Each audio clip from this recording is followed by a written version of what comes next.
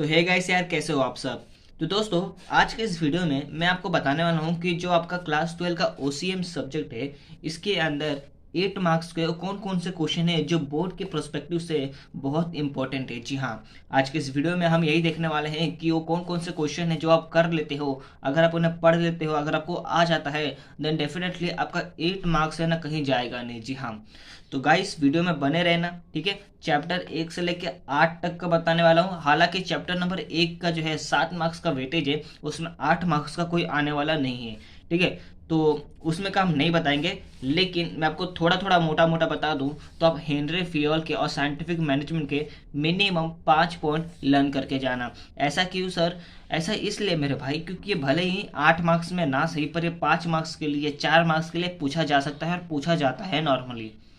तो इसीलिए आप ये दोनों करके रखना। भले ही इस चैप्टर में आप कुछ करो या ना करो, लेकिन ये दो करके रखो, ठीक है। तो अब यहाँ पे चलते हैं जो तुम्हारा फंक्शंस ऑफ मैनेजमेंट है। लेकिन मेरे भाई, उससे जाने से पहले यार एक छोटा सा रिक्वेस्ट है यार, चैनल को सब्सक्राइब जरूर कर लेना और दोस्तों के साथ शेयर करो इस वीडियो को, क्योंकि एग्जाम पास आ गए हैं। और मैं जानता हूँ यार कि तुम इतने कमीने हो ना कि तुम खुद चाहते हो कि तुम्हारे दोस्त का नंबर कम आए तुमसे ज़्यादा, मैं समझ सकता हूँ। लेकिन शेयर जरूर कर देना। क्यों ऐसा? क्योंकि थोड़ा तो हेल्प कर दो यार, दोस्त है तुम्हारा, उसकी थोड़ी तो मदद कर सकते हो तुम। तो 8 मार्क्स का क्वेश्चन है। यहाँ पे मैं एक बात की आपको गारंटी यहाँ पे देता हूँ, ठीक है। अगर मैं जो क्वेश्चन मार्क करा रहा हूँ जो 8 मार्क्स का, डेफिनेटली उसमें से आप मैक्सिमम कवर कर भी लेते हो ना मेरे भाई।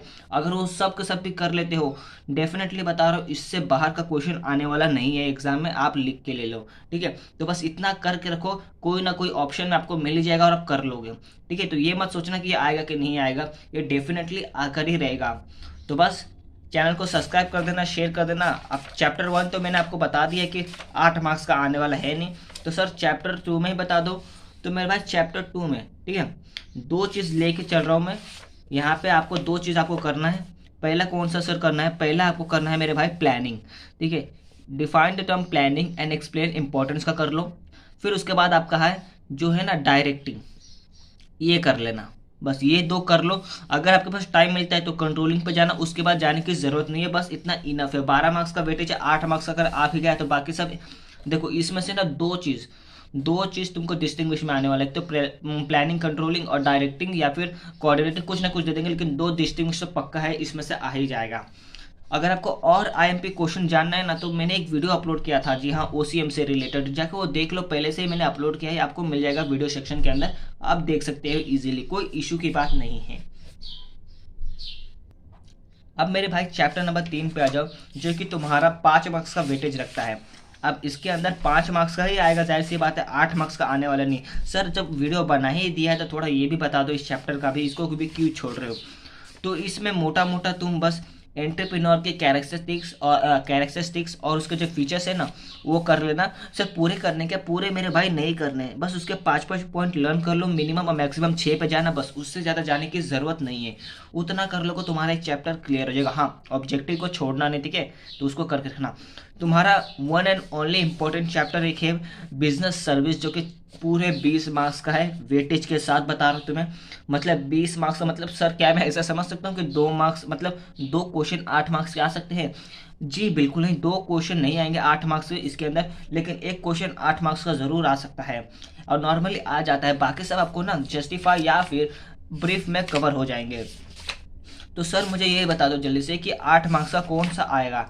तो यहाँ पे देखो, मैं 3 चीज़ें आपको दूंगा, ठीक है। 3 चीज़ करके रखना। 3 चीज़ नॉर्मली आता है, तुम अपने प्रीलिम्स के पेपर देख लेना, चाहे तुम अपने क्लासेस में जाते हो या फिर अपने कॉलेजेस के प्रीलिम के पेपर देख लेना। आपको ये 3 में से कोई ना कोई 2 चीज़ तो डेफिनेटली बहुत बार दिखा होगा, आपको क्वेश्चन में आता होगा। पहला, define insurance, what is principle of insurance, ये कर देने का, ठीक है। पूरा 7 प्रिंसिपल से लर्न करने का विद एग्जाम्पल, ठीक है। एग्जाम्पल मत छोड़ना, एग्जाम्पल बहुत इंपॉर्टेंट है इसके अंदर, तो आपको एग्जाम्पल के साथ ही लिखना है। दूसरा आता है प्राइमरी फंक्शंस बैंक के, जो आपको पूछा जाता है, ठीक है। डिफाइन बैंक और उसके प्राइमरी फंक्शन आपको पूछा जाएगा, सेकेंडरी फंक्शन नॉर्मली नहीं पूछते। एंड लास्ट आता है जो कि आपका है वेयर हाउस के फंक्शंस। बस ये 3 चीज़ें आएंगे और इससे ज़्यादा नहीं आता है। तो ये 3 चीज़ें कर सकते हो, पर मैं आपको प्रेफरेंस दूंगा तो सबसे पहले इंश्योरेंस, और उसके बाद प्राइमरी बैंक के फंक्शंस और उसके डेफिनेशन पे जाना, फिर उसके बाद वेयर हाउस पे। बस ऐसे करके जाओ, इजी पड़ जाएगा। क्योंकि नॉर्मली देखोगे ना तो 5 मार्क्स का वेयर हाउस आ ही जाता है, जो कि उसमें टाइप्स पूछ लेते हैं आपसे। फंक्शन नॉर्मली बहुत कम पूछा जाता है, इसलिए मैं इसको प्रेफरेंस 3 पे दे रहा हूँ। टाइप्स ऑफ बैंक्स जो कि आपका प्राइमरी बैंक ही रहेगा, सिर्फ वही करना। सेकेंडरी वाला बहुत ईजी है मेरे भाई, तुम आसानी से पढ़ोगे ना तो आसानी से लर्न हो जाएगा। Insurance one an important chapter, sorry important topic है, कवर कर लेना, कैसे भी करके करो लेकिन कर लेना, ठीक है, आ जाएगा, एकदम आ जाएगा। कई बार क्या होता है पता है, देखो इंश्योरेंस पूरा ना सही पर तुमको कोई एक इंश्योरेंस दे देंगे, जैसे प्रिंसिपल ऑफ इंश्योरेबल इंटरेस्ट या फिर प्रिंसिपल ऑफ सब्रोगेशन, ये तुम्हें दे देंगे और इससे रिलेटेड जस्टिफाई या फिर आंसर इन ब्रीफ में पूछ लेंगे। तो तुम्हें ये बहुत ज़्यादा ज़रूरी है याद करना, करके रखना, ठीक है। आई होप ये 3 चीज़ आप कर लोगे। बाकी मैं चलता हूँ नेक्स्ट चैप्टर के पास।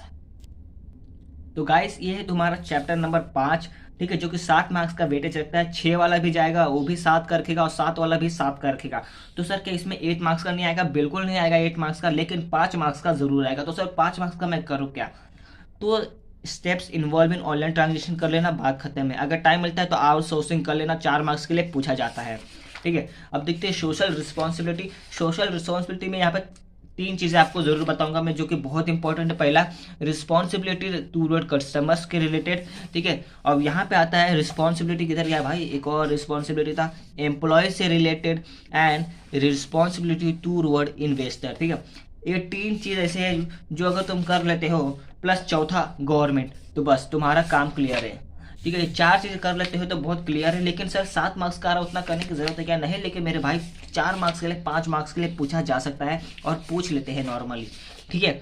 तो उतना करके रखना बस। कल social responsibility toward government, employ, investor, इतना चल जाना, कंज्यूमर, बस हो जाएगा, ठीक है। अब एक और इंपॉर्टेंट चैप्टर तुम्हारा जो कि कंज्यूमर प्रोटेक्शन है। इससे नॉर्मली 2 क्वेश्चन ज़्यादा पूछे जाते हैं, ठीक है, कंज्यूमर के राइट्स और अवेयरनेस को रिलेटेड लेकर। बस ये 2 चीज़ें हैं जो नॉर्मली बोर्ड में मैंने देखा है, और तुम्हारे कॉलेजेस के पेपर देख लो, उसमें भी नॉर्मली यही चीज़ें पूछे जाते होंगे।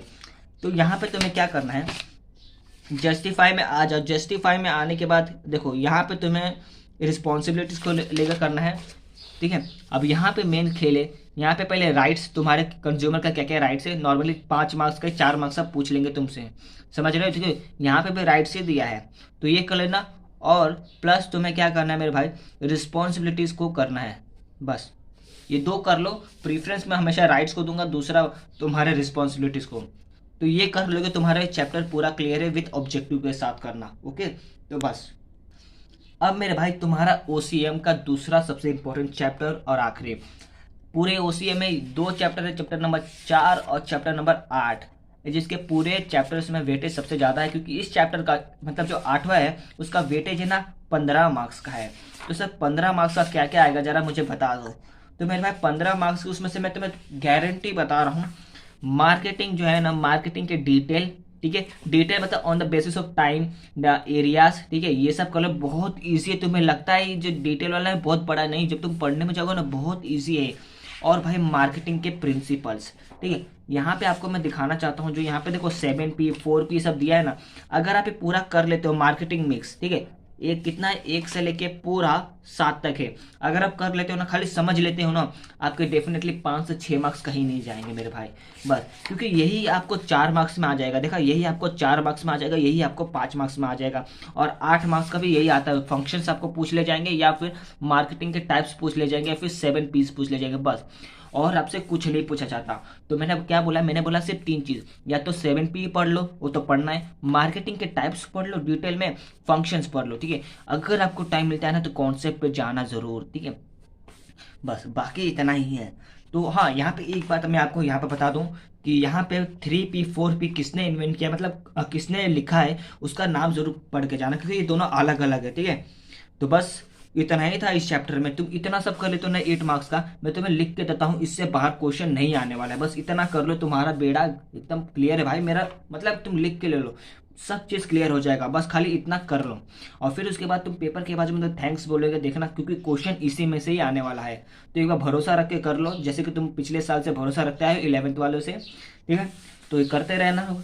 तो गाइस बस इतना ही, शेयर कर देना यार, वीडियो को बहुत मेहनत से बना रहा हूँ, बाकी आपके ऊपर है, आपकी मर्जी, मेरा काम तो बताना, बस पढ़ाई चालू रखना, बाकी नेक्स्ट वीडियो में ज़रूर मिलूंगा।